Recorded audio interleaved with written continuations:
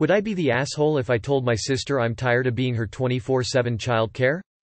A while back I, 20M, moved in with my sister after having a bit of a fallout with my mom. For the last year or so I have been working as a sort of in-home childcare to my sister, 24F, and brother-in-law, 24M. Lately it sort of feels like my sister is taking me for granted, but I don't know what to do. In the beginning things were pretty okay and stayed consistent. About twice every other week or so I would have to watch over my baby nephew overnight. Some nights would be a last-minute thing, but usually they got me food, so it was forgiven. Other than that, most nights I got completely to myself. Majority of the time I went out with my friends, but as long as I returned between 12 o'clock to 3 a.m. I could stay out as late as I wanted. I also kind of kept the place tidy and looked after the dog. The pay was pretty okay too. Every Friday was when I get paid, and usually I got anything between $40 to $60. Aside from paydays, sometimes I would ask for $10 to $20 if I went out. 4 months ago we moved into a new apartment and things have sort of changed. I haven't had an entire weekend or night to myself in a month, haven't been paid in 2 months, and I am looking after my nephew almost every single night. From my mouth I am looking after my nephew almost 20 hours a day. Some of the time he is sleeping, but I'm still looking after him. Overnights are honestly the worst. Kid doesn't sleep all the way through the night and I barely get any sleep. Also because I'm looking after him almost 24/7, I often only get to shower once a week. Both my sister and brother-in-law also expect me to not only look after their child but keep the home spotless and do hourly care for the dog. Sister also has not gone shopping in almost a month, so food is running short. When I do get paid I often get just $40, which I would be okay with if I wasn't being paid sometimes every other week. For these last 2 months I have been really starting to get fed up with this whole arrangement and scheduling. Friends told me that I should talk with my sister, but I don't know. They both work pretty demanding jobs and lately have been working almost 7 days a week. Also, I'm not exactly sure what the money situation is, but I did overhear them talking about how they were late with rent twice. I don't know if I misheard or whatever, but I don't know. Would I be the asshole if I told my sister I'm tired of being her 24/7 childcare? Edit. Okay, so I forgot to add a few things, my bad. At the beginning we never discussed rent nor utilities. My sister was more than happy to let me stay as long as I was looking after the kid, cleaning, and occasionally helping with dinner. In the beginning I sometimes paid for my own groceries out of the $40 to $60 I was given. Occasionally my sister would buy my groceries for me and would give me a $50 budget. Overall for groceries she was spending $100 to $200. In our current place rent is reduced as brother-in-law does independent contracted maintenance for the building. Utilities are also reduced and water is free. Sister also gets 1 to 2 days off a week, Sunday and usually Tuesday, and brother-in-law gets the weekends off.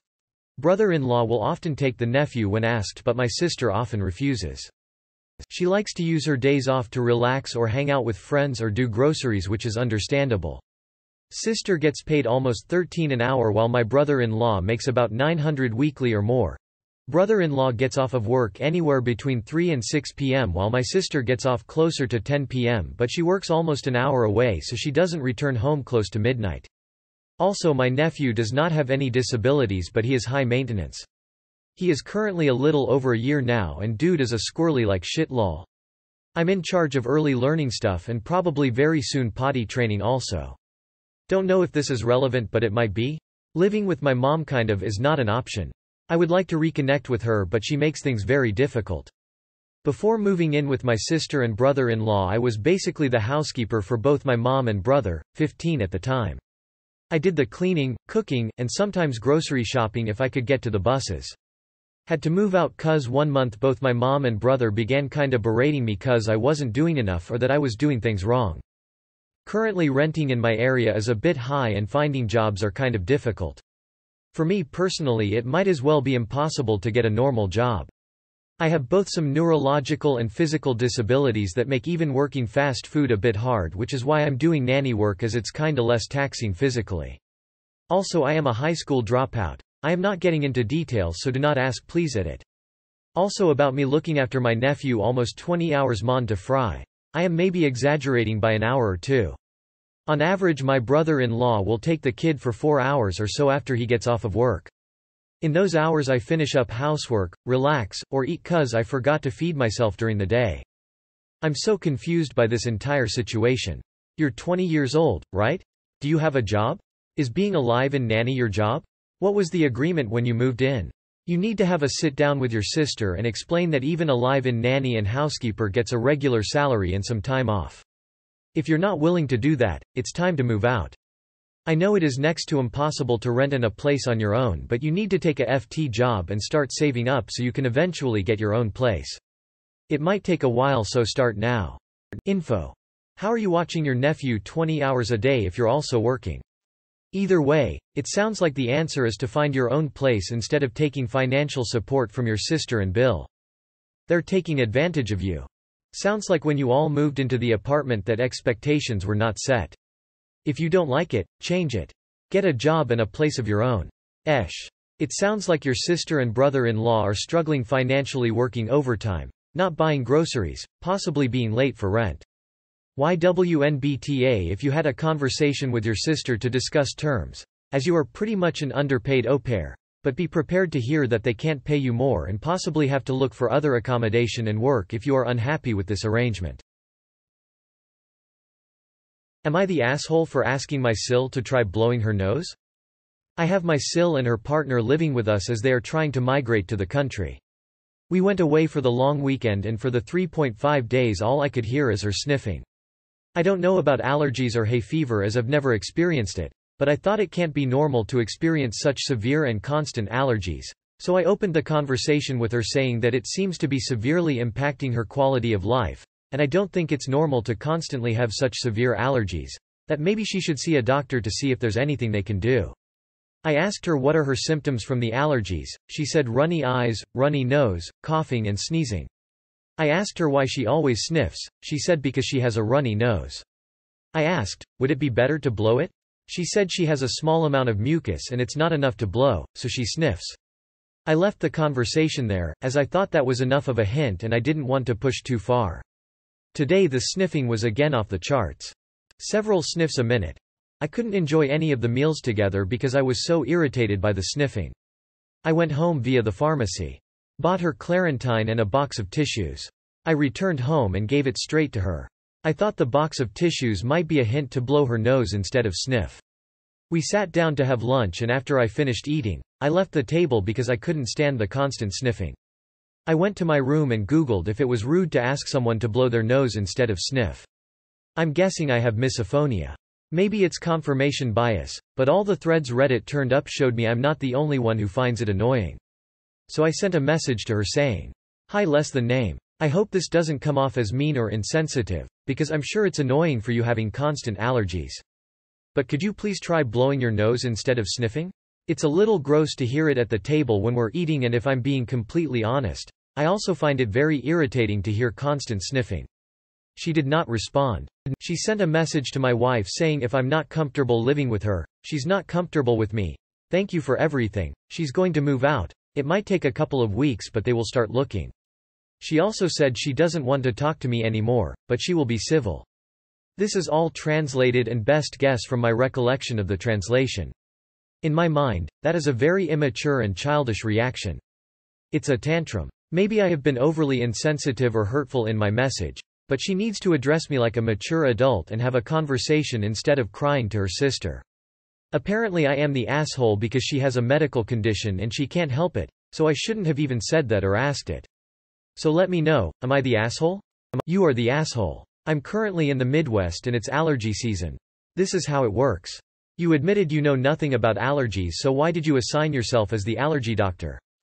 You said. You asked. She answered. Then you badgered and nagged and harped. You are the asshole. You already know you don't know what you're talking about, and Google won't turn you into a medical professional. As someone with year-long allergies, thanks, dust, you can blow and nothing comes out. It's like there's a wall between the front of your nose and the back.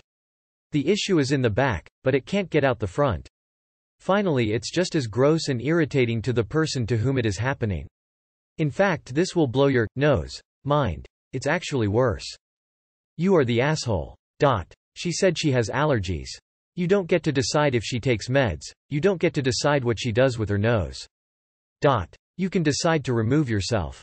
That's all you get to decide. Leave her alone. You are the asshole. I have terrible allergies. Have seen doctors. Weirdly, none of them have suggested I just trying blowing my nose. Because that's literally not how it works. Not the asshole is someone with a family member who just recently stopped their constant sniffing. It can be really annoying and gross, especially when eating. I can understand your annoyance, and you offered her opportunities to help her stop. Am I the asshole for not saving my GF's driver's license and refusing to drive her to and from work? My 28 male girlfriend, 26 female, is always late. Always. No matter if it's 5 minutes up the road or catching a plane. Before we get into it, no, she isn't on the autism spectrum. She doesn't have ADHD or time blindness. She just dawdles. All the time. She snoozes her alarm at least 3 times every morning, then lays there going through her social media. Eventually she gets up and takes a long-ass shower, dresses, which takes her forever, and she usually sits wrapped in a towel on her phone, then lingers over her coffee. 9 times out of 10 she's running late for work, and ends up speeding to make it on time. Naturally, she's gotten a number of speeding tickets. I've tried to help her, e.g. putting her phone where she can't reach it from bed so she has to get up to snooze it, but she literally just grabs it and goes back to bed. You try to get her to move her ass and she just digs in her heels and takes even longer. Her response to people calling out her lateness is, better late than dead on time. Anyway, again, she was running even later than normal for work, and really had to speed to make it. A week goes by and sure enough, massive speeding fine in the mail. She now has to hand in her driver's license because she's got so many demerit points, she'll be without one for 6 months. Instead of just dealing with it, she tells me, I'll need you to cop this one and say you were driving so I don't lose my license, and of course, I refused, telling her she needs to live with the consequences of her actions and maybe she should stop speeding, and wake up earlier. This argument went on for a few days until she finally conceded, then proceeds to tell me, well, you'll have to drive me to and from work until I get my license back, and I tell her I won't be doing that. Her work is literally in another direction than my work is from home, and doing so would add another 2 hours of driving per day. She says it shouldn't matter as my work has flexible hours, but I stood my ground and refused, and said she can take public transport. There's literally a bus stop 2 minutes walk from our house and the bus stops maybe 5 minutes walk from her work, and it's quite regular. She says she hates public transport and refuses to ride it, so I said then it's Uber for her, or organize a carpool, but bottom line, it's not my responsibility. She called me an asshole and is giving me the silent treatment, said a decent boyfriend would go to those lengths for her and that it's only 6 months. So, am I asshole for not saving her license, and refusing to drive her to and from work for 6 months? And #X200B. TL, Dr. GF is always running late, speeds to work, gets caught, loses license. Expects me to cop the blame so she can keep her license. I refuse. She then expects me to drive her to and from work, but it's literally out of my way, says I'm the And #X200B. Edit. We live in Brisbane, Australia, for those wondering. Not the asshole. She doesn't give a shit about other people's time. She doesn't give a shit about the safety of others on the road. She doesn't give a shit about your driving record if you cop the points. I could go on. She clearly doesn't care about anyone but herself, so why are you with her? Her response to people calling out her lateness is, better late than dead on time, and then really had to speed to work. Tell her to take her own advice.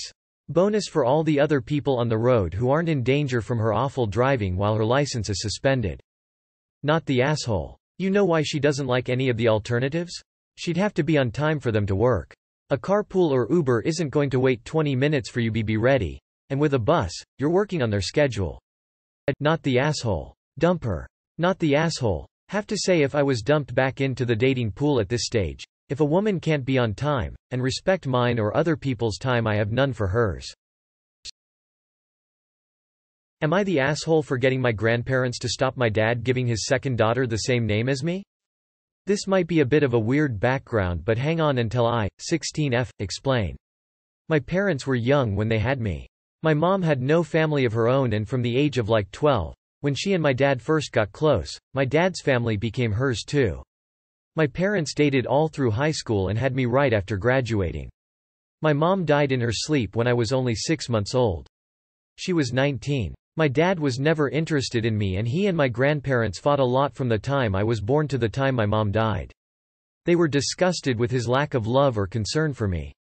They wanted him to be a better father than he was being and apparently pointed out my mom was the same age as him and had stepped up. But he wasn't interested. After mom died, my grandparents were terrified that my dad would fuck me up. So they made a deal with him. They would get legal custody, they would raise me, and they would give him some money every month for him to do what he liked. I know it sounds strange, but they saw it as a way to keep him from me unless he was serious about being a dad. I never actually saw him at all when I was little. A couple of years ago I saw him from a distance for the first time. He had some woman with him. They later got married. I would see them around but decided to still keep my distance. His wife knew about me before they even married. Now they're having a baby girl and my aunt was told by the wife that they wanted to name their baby Serenity, which is my name. She spoke to me about it because she wanted to warn me. The second I heard about this I hated it. I saw so many issues because we would have the exact same name. I have no middle name and my aunt said they had no plans to use a middle name either.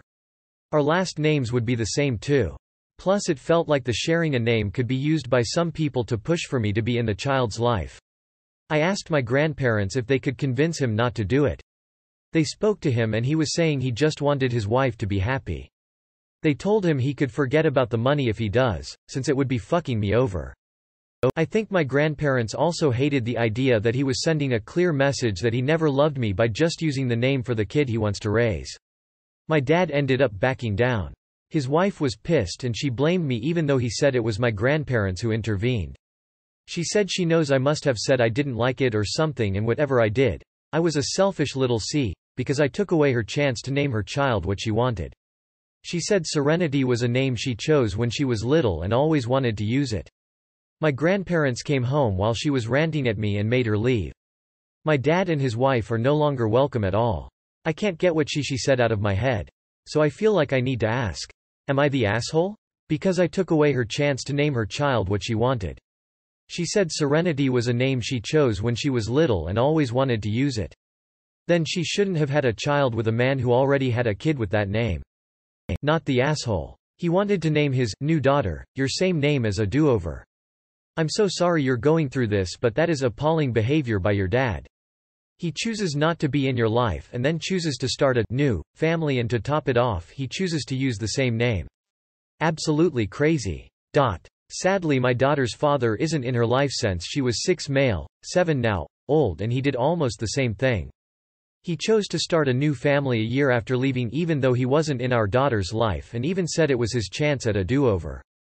Just remember, she didn't he anything wrong. Your dad chose to act like a jerk and you stood up for yourself, smiling face with hearts. Not the asshole. Not the asshole. Wow. Why would his wife even want to do this if she knows his first child already has that name? So weird and mean. People don't change without a lot of effort. I wouldn't be surprised if this also goes sideways eventually. Completely not the arsehole, and you don't owe him anything. Serenity 2.0 more like. A new baby with your name won't make up for his crappiness. Not the asshole.